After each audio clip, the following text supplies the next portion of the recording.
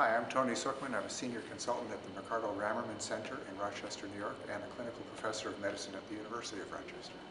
I presented today on transforming conflict into teamwork.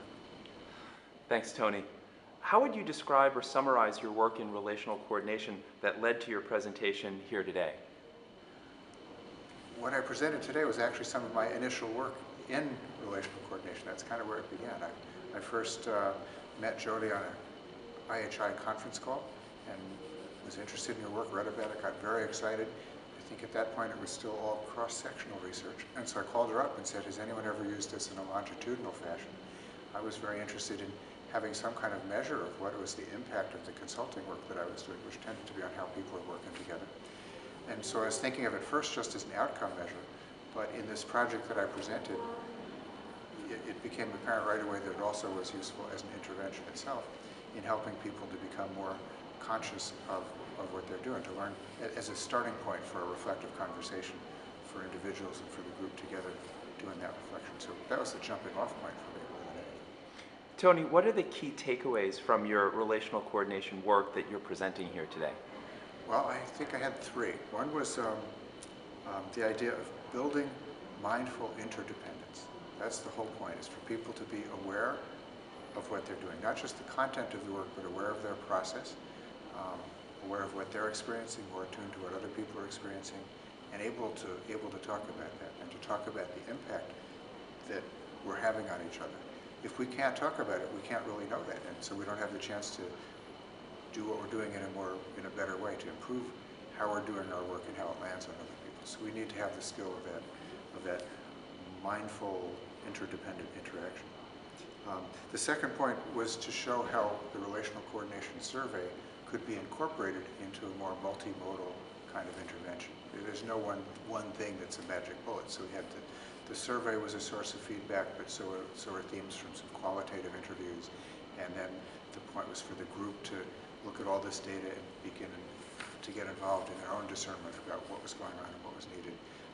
That turned into developing a shared vision for how they wanted to be together, in particular personal improvement plans and feedback and behavioral accountability based on the shared model that they came. So it was one critical piece of a much larger process. The last one was that the story shows with embarrassing clarity how emergent the work is. So I set into it with a certain plan in mind, but part of it just blew up and the group exploded into some conflict, which actually they needed to have, although I was trying to sidestep that. So that you could have a plan, but to also be very prepared to improvise, because you're going to have to. Tony, as you know, the RCRC Roundtable focuses on working together, building knowledge, and advancing research and best practice. What were the lessons you learned that you captured in the RCRC dialogues, discussions, and reflections? It was interesting to see where people's concerns were, because that has to do with what I need to be attuned to as a consultant, what the RC needs to be attuned to in serving its constituent members. So I think people are very interested in questions about leadership, and can you do this work if the leaders above aren't on board, or how do you get them involved? The question of, do you need a crisis, or can you start under more positive circumstances? People were really interested in that. I personally like it best when it's inspired by a vision and not by a crisis. I think those are the strongest themes that came out. So what I've learned is to think about those more and be prepared to address those. Finally, what are your next steps as you develop relational coordination in support of your clients?